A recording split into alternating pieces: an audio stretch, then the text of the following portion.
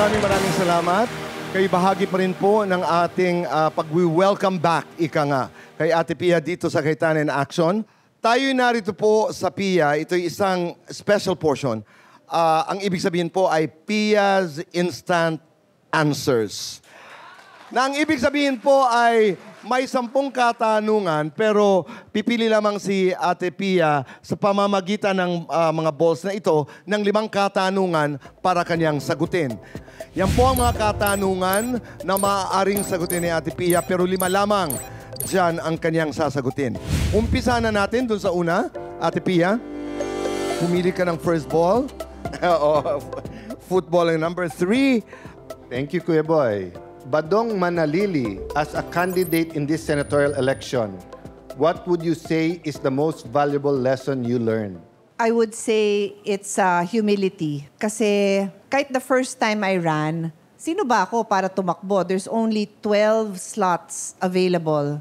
12. And we are more than 100 million Filipinos. Sino ba ako para piliin ng mga tao? Pinasa Diyos ko yun. So even ngayon na ika-4 ko na pagtakbo, and of course, I have enough belief in myself naman. Meron naman akong pride naman sa trabahong nagawa ko. Pero at the end of the day, choice pa rin ng tao yun eh. 'Di ba? Kung ma-appreciate nila yung trabaho ko, gusto ba nila yung pinapakita kong pagkatao ko. So at the end of the day, it's humility kasi it's up to the people, it's up to God. And come to think of it, Kuya Boy, no? Baka design talaga democracy at saka elections na pagdaanan talaga. Kasi kailangan pag leader ka, as Ate said, di ba, may pride, ganyan. Pero kailangan may humble ka rin, may diba? check, di ba? May check din sa'yo. So, humility. Thank you, Ate, for that answer. Gusto ko yung sagot na yon dahil ang una mong reaksyon kasi parang, ay, sigurado na yan sa dami ng kanyang nagawa. Matino naman yan eh. Di ba, yung, you know, and you're proud of what you've done. You're proud of what you have achieved. But, you know, when you go through contemplation, during and even during the election day itself and after, tama ka, Ate Pia, choice pa rin. So you surrender yourself, di ba, to the decision of God and the people. Kaya mahalaga yung word na pagpapakumbaba. Okay. Can you humbly pick another number? Okay. Baseball naman. Para naman tong Miss Universe. Number 9, Kuya Alan. Okay. From Annalyn Macaraig, do you enjoy cooking? If so, what is your signature dish and what makes it special for you and your family? So, aminin ko, hindi ho ako mapaluto. Hindi ko siya hilig and hindi ho ako nagluluto, but nagbe-bake ako. So, kasama naman yon, di ba? Nagbe-bake ako. And I guess, ano lang yan eh, ano ba yung inspiration mo? Yung lola ko kasi nagbe-bake. Nagbe-bake siya ng tinapay. So, believe it or not, yung gustong-gusto kong i-bake is bread. Bread. And healthy bread, whole wheat bread. Tapos, fini-freezer ko yon, tapos ilalabas, papakainin sa mga anak ko, walang mga preservatives yun. Whole wheat bread. But of course, nung maliliit yung mga anak ko, syempre, parang treat naman nila, anak, bread. Ano naman, cookies. Cookies. Pero yon, bread. And it's very sentimental to me kasi ang nagturo sa akin, lola namin. Yung favorite ko, Kuya Boy, na invention niya, yung tres leches, kasi 3 gatas, na cake. Na cake. Pero ang joke ko, kasi nung bata kami, leche kami sa buhay niya, kaming 3 magkapatid eh. 3 kaming boys eh. So sabi ko mukhang dedicated sa 3 niyang kapatid na lalaki, kaya 3 leches. Punta naman tayo, Ate Pia, sa ating pangatlong katanungan. 3 na bola naman. Sa favorite sport ng mga kapatid ko, puro mga hilig basketball. Okay. Number 1. JB Flores is asking, during the campaign period, what did you miss most about being on the show? I would say, first of all, is the opportunity to have my moments with Kuya Boy. That's true. Take note, hindi si Alan ang binanggit ko, si Kuya Boy. Kasi kami naman ni Alan, nakikita kami sa session.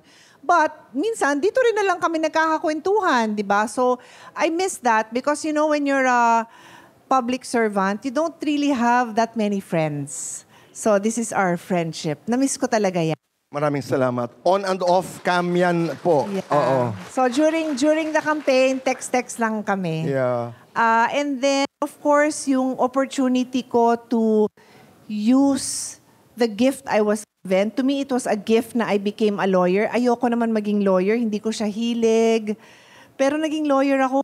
So when I am in this show, aside from doing in the Senate, which is making laws, I get to explain and in many ways remember our father kasi sabi niya, ipaliwanag ang batas ng maayos para madaling intindihin ng mga tao. So that's what we try to do every day in this show. So I didn't have that opportunity. So now we can do it all over again. And you're back.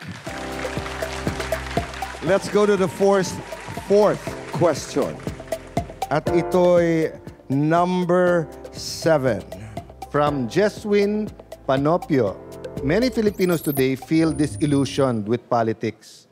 What would you say to them to encourage them to believe again in public service? First of all, I would say, I feel you.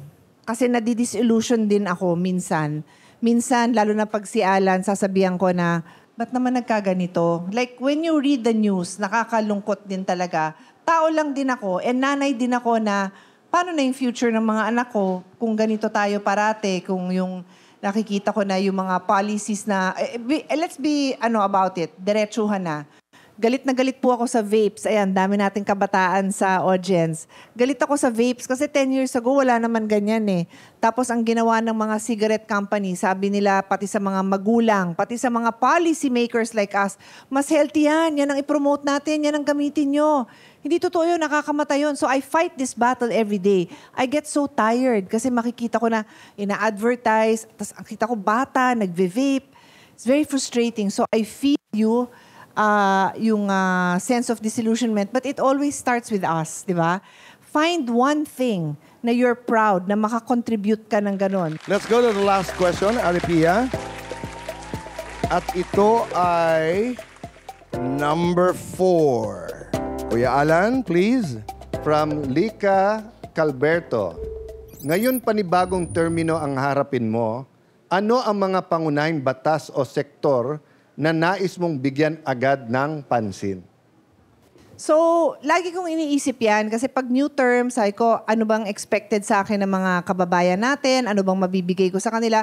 So, ang sasagutin ko dyan is, ano ba lumabas sa bibig ko nung huling katanungan? Example ko was about health, di ba? Yung vape, nakakasama yan sa kalusugan natin. So, that's close to my heart. Kahit pumikit ako, I can talk about healthcare anytime, any day. And ang inspiration ko dyan, kasi we are all humans eh, ask yourself, what inspires me? What makes me cry? What makes me laugh? In my case, it's the life of our father, the late Senator Rene Cayetano, and the life of my son, kasi nawalan ako ng anak.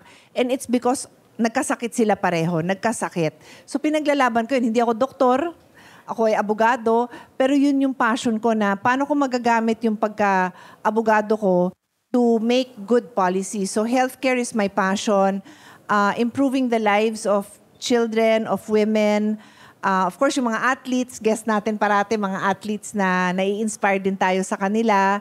I would say dun gre-revolve yung aking passion. But para itali ko lahat yan, I chair the Committee on Sustainable Development. Sustainable Development Goals, Innovation, Futures Thinking. So, sa totoo lang lahat yun sakop eh. Kasi for me, dikit-dikit yan. Maraming salamat, Kuya Alan. Well, instant answers, it's not easy po, di ba? Lalo po katulad ni ate na experienced lawmaker, marami ng karanasan, maraming input, etc. But I guess in the modern age, Kuya Boy, ate, di ba?